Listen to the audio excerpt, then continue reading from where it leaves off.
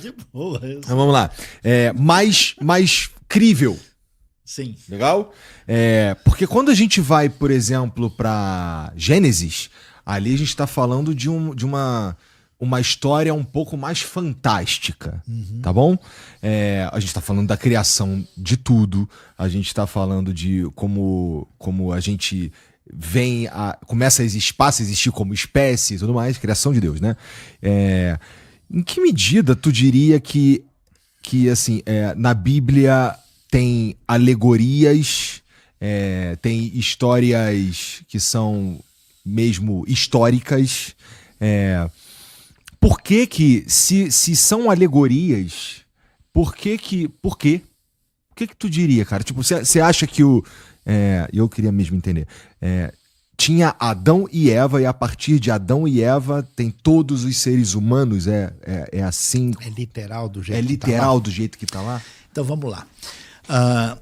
Quando você vê a Bíblia toda, não só o Antigo como o Novo Testamento, tecnicamente falando, você não tem o direito de dizer eu acho isso, eu acho aquilo. Tá. Você precisa fazer um trabalho acadêmico, técnico, sério. E que trabalho é esse? Não é uma afirmação que a Bíblia é literal ou deixa de ser. Você tem uma coisa chamada análise literária.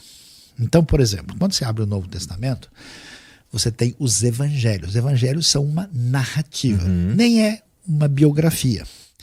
E nessa narrativa, você tem uma coisa que parece para nós, ocidentais, pós-iluminismo, século XX, XXI, muito mais palatável e acompanhável, né?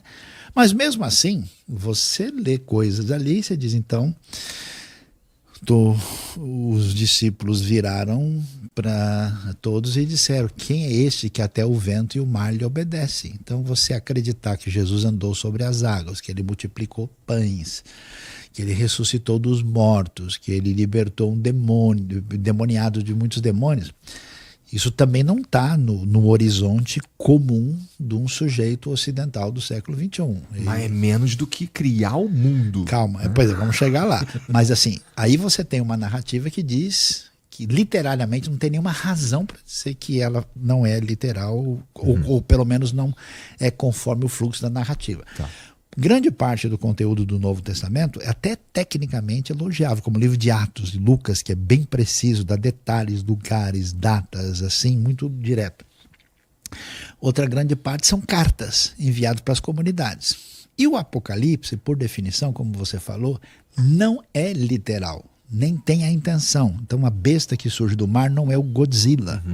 Não existe isso. O livro ele é um estilo literário nessa condição. Quando você vai para o Antigo Testamento, depende do texto, ele é encaixável num tipo de literatura, ele pode ser mais ou menos poético, depende se a literatura é profética, se ela é poética, se ela é narrativa, onde é que está.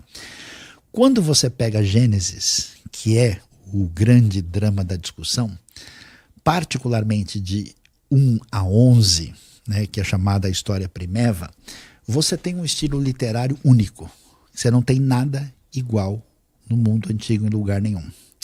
Então Gênesis é um mito, no sentido literário do termo, não é tecnicamente mito como os outros mitos que são muito mais fantásticos do que parece em Gênesis. O Gênesis é uma história literal. Se você prestar atenção no próprio texto, por exemplo, quando Adão recebe a palavra de juízo de Deus, a Bíblia diz o texto que com o suor do teu rosto comerás o teu pão. Então ele vai passar o quê? O pão aqui no rosto e vai fazer e vai comer? É claro que não.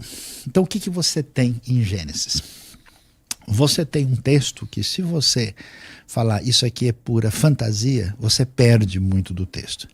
Se você falar, estou lendo esse texto como uma história linear comum, você também não faz jus à realidade desse texto. Esse texto, na verdade, ele tem algumas similaridades com cosmogonias no mundo antigo.